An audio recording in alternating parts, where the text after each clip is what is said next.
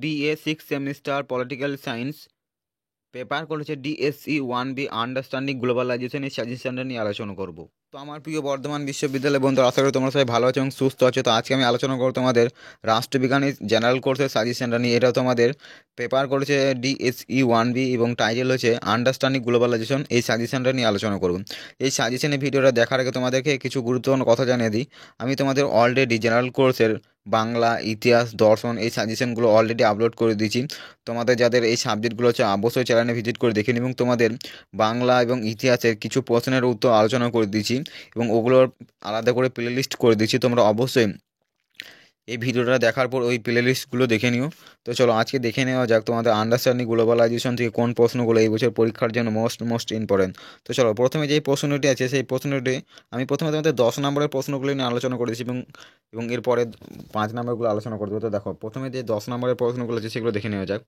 তো 1 নম্বরে যে প্রশ্নটি আছে, বিশ্বায়নের সুবিধা ও অসুবিধাগুলি বর্ণনা করো। এই প্রশ্নটা মোস্ট ইম্পর্টেন্ট। এই বছর পরীক্ষার জন্য এই প্রশ্নটা মোস্ট ইম্পর্টেন্ট, কাজে তোমরা এই প্রশ্নটা প্রথমেই করে নেবে। বিশ্বায়নের সুবিধা ও অসুবিধাগুলি আলোচনা করো। এবং 2 নম্বর দেখে নাও, বিশ্বায়নের সময় থেকে ভারতের অর্থনীতির যেসব পরিবর্তন ঘটেছে সেগুলি ব্যাখ্যা করো। বিশ্বায়নের সময় থেকে ভারতের অর্থনীতির যেসব পরিবর্তন ঘটেছে সেগুলি ব্যাখ্যা করো। এবং 3 নম্বর দেখালাম, পৃথিবীর বিভিন্ন দেশের সাংস্কৃতিক অবক্ষয়ের জন্য বিশ্বায়ন দায়ী কেন তা ব্যাখ্যা করো। পৃথিবীর বিভিন্ন দেশের সাংস্কৃতিক অবক্ষয়ের জন্য বিশ্বায়ন দায়ী কেন ব্যাখ্যা করো। এবং 4 নম্বর দেখালাম, তুমি কি মনে করো বিশ্বায়ন জাতি রাষ্ট্রের সার্বভৌমিকতার ওপর গুরুত্বপূর্ণ প্রভাব বিস্তার করেছে? উত্তরের সাপেক্ষে যুক্তি দাও। তুমি কি মনে করো বিশ্বায়ন জাতি রাষ্ট্রের সার্বভৌমিকতার ওপর গুরুত্বপূর্ণ প্রভাব বিস্তার করেছে? উত্তরের সাপেক্ষে যুক্তি দাও। এবং 5 নম্বর দেখে নাও, বর্তমান আন্তর্জাতিক ব্যবস্থার বহুজাতিক সংস্কৃত ভূমিকা আলোচনা করো। বর্তমান আন্তর্জাতিক ব্যবস্থার বহুজাতিক সংস্থাগুলির ভূমিকা আলোচনা করো। এবং 6 নম্বর দেখানো, বিশ্বায়ন ও সন্ত্রাসবাদের মধ্যে আন্তঃসম্পর্ক আলোচনা করো। বিশ্বায়ন ও সন্ত্রাসবাদের মধ্যে সম্পর্ক আলোচনা করো। এবং 7 নম্বরে, এটা 10 নম্বরের শেষ প্রশ্ন, তুমি কি মনে করো বিশ্বায়ন সন্ত্রাসবাদের প্রসারে সুবিধা প্রদানকারী? উত্তরের সাপেক্ষে যুক্তি দাও। এই প্রশ্নগুলো তোমরা অবশ্যই 10 নম্বরের জন্য দেখে যাবে। এই প্রশ্নগুলো থেকে তোমাদের যে 2টি প্রশ্নের উত্তর দিতে হয়, অর্থাৎ 4টে প্রশ্ন থেকে তার মধ্যে যে 2টি প্রশ্নের উত্তর দিতে হয়, তোমরা যদি এই 60টা প্রশ্ন করে যেতে পারো তোমাদের অবশ্যই তোমাদের যে 2টি প্রশ্নের উত্তর দিতে তোমরা এইখান থেকে 100% 2টি প্রশ্ন কমন পেয়ে যাবে। এবং এইখান থেকে তোমাদের কিছু হয়তো 5এও দিয়ে দিতে পারে, সেক্ষেত্রে তোমরা এই প্রত্যেকটি প্রশ্নের উত্তরগুলো ভালো করে দেখে নিও, তাহলে তোমাদের এইখান থেকে অনেকগুলো 5এ হয়ে যাবে। তো চলো এবার দেখে নেওয়া যাক 5-এ যে প্রশ্নগুলো রেখেছি সেই প্রশ্নগুলো দেখে নেওয়া যাক। এক্ষেত্রে আমার সাজেশন থেকে একটা কমন তো আসবেই, তোমরা ধরে নাও 100% কমন আসবে, কিন্তু একটা কি দেখা দিতে পারে, একটা সমস্যা কি দেখা দিতে পারে, হয়তো যেটা 10-এ দিয়েছি সেটা কোনো কারণে 5-এ চলে এসেছে এবং যেটা 5-এ দিয়েছি সেটা কোনো কারণ হয়তো 10-এ দিয়েছে। তো এই প্রশ্নগুলো তোমরা যদি করে নিও, তোমাদের 5 বা 10-এই দেখ, সেক্ষেত্রে তোমাদের কোনো অসুবিধা হবে না, তোমরা অবশ্যই উত্তর লিখে আসতে পারবে। তো চলো এবারে দেখে নেওয়া যাক 5 নম্বরের প্রশ্নগুলো। তো দেখো 5 নম্বরের প্রথমে যে প্রশ্নটি সেই প্রশ্নটি হচ্ছে, ভারতের দরিদ্র দূরীকরণে উদারীকরণ এবং বিশ্বায়নের প্রভাবগুলি কি কি? ভারতের দরিদ্র দূরীকরণে উদারীকরণ এবং বিশ্বায়নের প্রভাবগুলি কি কি? এই প্রশ্নটা তোমাদের কিন্তু 10 নম্বরের জন্য মোস্ট ইম্পর্টেন্ট। এটা 5-এ দিয়েছি ঠিকই, কিন্তু এটা 10-এও আসতে পারে, সেক্ষেত্রে তোমরা এই প্রশ্নের উত্তরটা ভালো করে নিও। তুমি কি মনে করো বিশ্বায়ন মূলত পাশ্চাত্যকরণের একটি প্রক্রিয়া? এবং 2 নম্বর দেখো, তুমি কি মনে করো বিশ্বায়ন মূলত পাশ্চাত্যকরণের একটি প্রক্রিয়া? এই প্রশ্নগুলো মোস্ট ইম্পর্টেন্ট, এই প্রশ্নগুলো কাজে তোমরা ভালো করে যেও।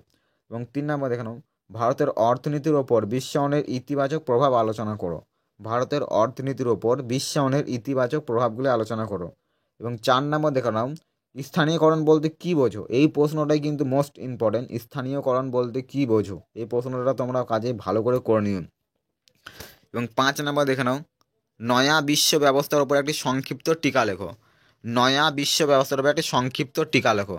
এবং 6 নম্বর দেখানো, তুমি কিভাবে সামাজিক ও রাজনৈতিক বিশ্বায়নের মধ্যে পার্থক্য করবে? তুমি কিভাবে সামাজিক ও রাজনৈতিক বিশ্বায়নের মধ্যে পার্থক্য করবে? এক্ষেত্রে তোমাদের একটা গুরুত্বপূর্ণ কথা জানিয়ে দিই, এটা আমি 100-তে দিয়েছি ঠিকই, কিন্তু তোমাদের এটা কেটেও প্রশ্ন আসতে পারে। অর্থাৎ এরকমভাবে দিয়ে দেবে যে সামাজিক বিশ্বায়নের উপর একটি সংক্ষিপ্ত টিকা লেখো। আবার দিয়ে দিতে পারে যে রাজনৈতিক বিশ্বায়নের উপর একটি সংক্ষিপ্ত টিকা লেখো। এক্ষেত্রে তোমাদের আলাদা আলাদাভাবে দিতে পারে, এবং এটা যদি হয়তো 100তে দিলে হয়তো 10এও দিতে পারে, যে সামাজিক ও রাজনৈতিক বিশ্বায়নের মধ্যে পার্থক্য আলোচনা করতে। এই প্রশ্নটা তোমরা কিন্তু ভালো করে করছো। এটা 5 বা 10 দুটোর জন্য, উভয়ের জন্য কিন্তু মোস্ট ইম্পর্টেন্ট। এই প্রশ্নটা তোমরা ভালো করে করে নিও। এবং 7 নম্বরে এটা স্থানীয়করণ, এটা বলতে কী বোঝায়, এটা দুবার লেখা হয়ে গেছে। তো চলো এবারে দেখে নিয়ে যাক। 7 নম্বরে যে প্রশ্ন রেখেছি সেই প্রশ্ন দেখে নাও। তুমি কি মনে করো আধুনিক সময় বিশ্বায়ন সন্ত্রাসবাদের স্থলস্বরূপ?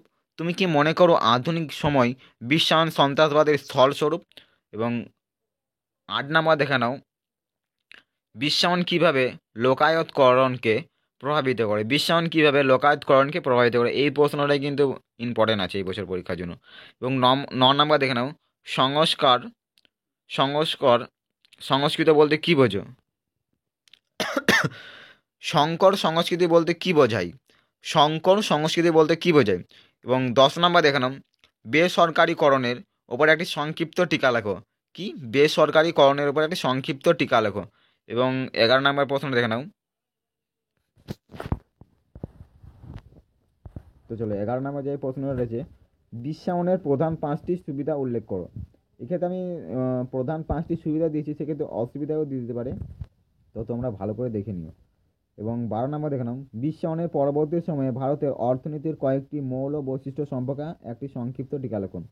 বিশ্বায়নের পরবর্তী সময়ে ভারতের অর্থনীতির কয়েকটি মৌল বৈশিষ্ট্য সম্পর্কে একটি সংক্ষিপ্ত টিকা লেখুন। এবং 13 নাম্বার দেখে নাও, সাম্প্রতিককালের সন্ত্রাসবাদের পরিবর্তিত প্রাকৃতিক উপর একটি সংক্ষিপ্ত টিকা লেখো। সাম্প্রতিককালের সন্ত্রাসবাদের পরিবর্তিত প্রাকৃতিক উপর একটি সংক্ষিপ্ত টিকা লেখো।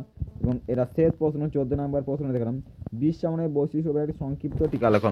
তো এই তোমাদের মোট 14টা প্রশ্ন দিয়েছি। এইখান থেকে এই 14টা প্রশ্ন যদি তোমরা করে নিতে পারো, তোমাদের 5 নাম্বারের জন্য অবশ্যই এইখান থেকে 5 নাম্বার অবশ্যই তোমাদের কমন আসবে। এই প্রশ্নগুলো যদি তোমরা করে নিতে পারো, তোমাদের 5 নাম্বারের জন্য এই প্রশ্নগুলো মোস্ট ইম্পর্টেন্ট। এই প্রশ্নগুলো যদি তোমরা করে নাও, তোমাদের 5 নাম্বারের জন্য আর কোনো চিন্তা থাকবে না। তো চলো এই ভিডিওটা এই অবধি, এবং তোমরা যারা আমার চ্যানেলে নতুন আসছে অবশ্যই চ্যানেলটিকে সাবস্ক্রাইব করে দিও এবং পাশে থাকা বেল আইকনটি প্রেস করে দিও, কারণ আমি বর্ধমান বিশ্ববিদ্যালয়ে বিভিন্ন previous year question paper, suggestion এবং উত্তরগুলো নিয়ে আলোচনা করে থাকি। তোমরা অবশ্যই চ্যানেলটি সাবস্ক্রাইব করে নিও। এবং তো চলো ভিডিওটা এতক্ষণ দেখার জন্য তোমাদের অসংখ্য ধন্যবাদ।